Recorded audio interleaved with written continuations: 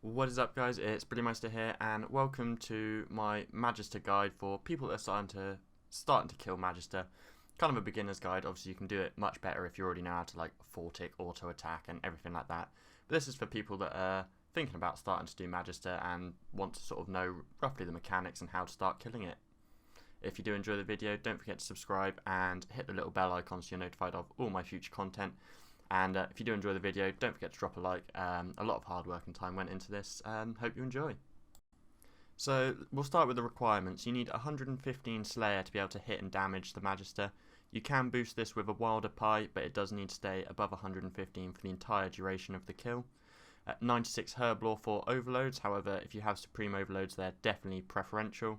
95 plus Prayer, so you can use the Torment Curse just for extra DPS, and it also allows you to use Soul Split. And 95 plus in your combat stats, so mage, defense, and hit points.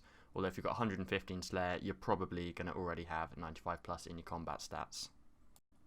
So the Magister is actually quite an easy boss to be able to access. You can get there through entering into the Sophanum Slayer dungeon, running through the little shortcut, and then running down south to the Magister entrance. Another way which you can get there, which if you're going to kill it and you have max cape, then you can just use the max killed boss portal, just tune it to the Magister, and you can teleport directly outside the instance. Onto the inventory setup. So I recommend you take Supreme Overloads and a Prayer Renewal. If you don't have Supreme Overloads, Holy Overloads, or just a normal Overload will work perfectly fine. Weapon Poison plus really does help here, as he is susceptible to poison and it just gives you a nice amount of extra DPS. You want to take some Saradomin Brews and some Super Restores. Some keys to the crossing. You can change the amount of keys you take in your inventory depending on how many kills you're going to last. I tend to take around 6, but if you're much better you can take more. If you're just starting out and you want to use a pack yak or something rather than a nihil, then you can take slightly less keys and you'll have more food, so you won't ever run out of one before the other. Next you want to take a shield. This is so you can have a resonance switch for when he does one of his special attacks, which I will cover all the special attacks later in the video.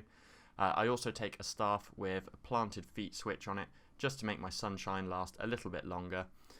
Take an enhanced Excalibur just for a bit of extra healing, and some food. Next we move on to the equipment setup.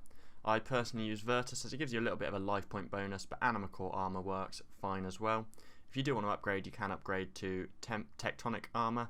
I personally don't think it's worth the extra cost over Virtus, but if you want to upgrade you can.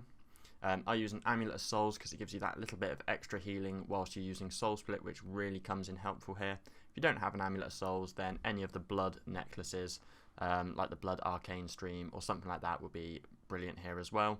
But Amulet of Souls, in my opinion, is the best. Cinderbane gloves are definitely the gloves you want to wear here, as like we said, he is susceptible to poison, so it adds a lot of extra DPS to your kill. Scrimshaw of the Elements is a very good Scrimshaw here, as it does again add more DPS, which in turn makes more healing through Soul Split. I take a large rune pouch, and in that I have my weapon spell, and I take the runes for using vulnerability, as this gives you another 10% increase on your DPS. I personally use a Noxious Scythe, however you can upgrade to a Staff of Sliskay if you want, and you could probably downgrade to the Obliteration Tier 87 staff. Luck of the Dwarfs is definitely the best ring you can take here, as it has a 1 in 18 drop of the Phylactery, which is the main drop you want, and the fact that it turns it to a 1 in 17 is a huge percentage increase compared to if you took a Luck of the Dwarfs to say Corporal Beast, where it goes from like 1 in 2000 to 1 in 1999.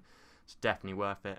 And for the aura, Maniacal is definitely the best, but if that is on cooldown or you don't have it, then Supreme Runic Accuracy is another great choice for an aura.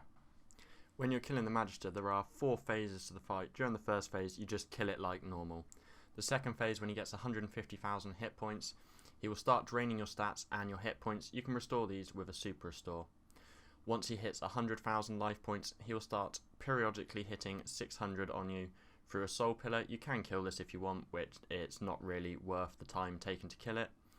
Once you hit 50,000 life points, he enters the 4th and final phase, and he will start building corruption up, and he will hit you for more damage, but you will also hit him for more damage, and in the end it is actually a good thing. This corruption carries over between kills as well, so your first kill of the trip will always be the hardest, and then after that you'll start seeing some absolutely mad hits, and it will speed up the kills and your healing a lot.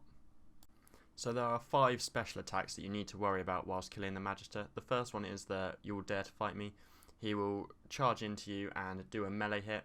You just want to swap to your shield and hit resonance, and it will get you a big heal, which will negate the fact that you'll need a lot of food during the kill.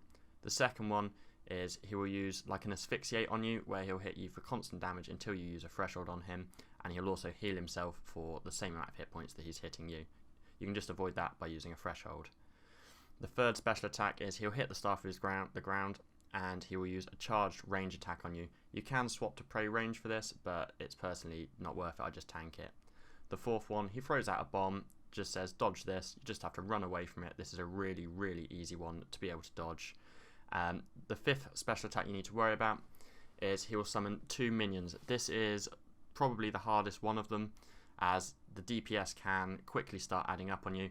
You just want to DPS the 2 minions down as quick as possible, and then you want to carry on with the kill on the Magister.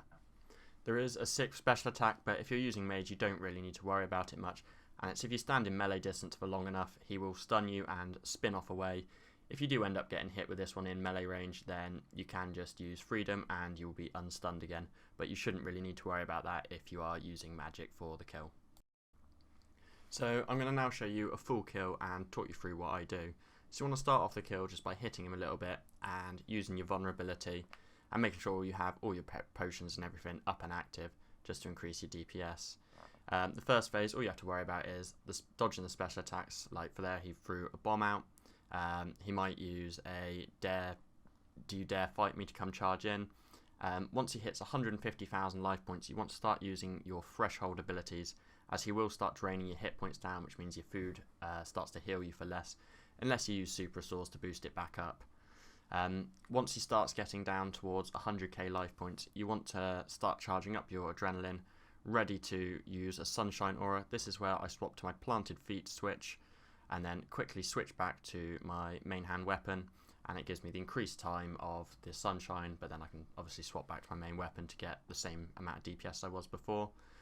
The last 100k hit points should now go a lot quicker because you're sunshining. Once he hits 50k life points, he will start to build his corruption up, and that's when you want to try and use all of your thresholds and just DPS him down as quick as possible, and that will finish off the kill. Thank you very much for watching the guide. If you did enjoy the guide or it's helped you in any way, don't forget to hit the like button, as it does really help the channel, and subscribe if you want to see any of my future content. Thank you very much for watching. Until next time, see ya.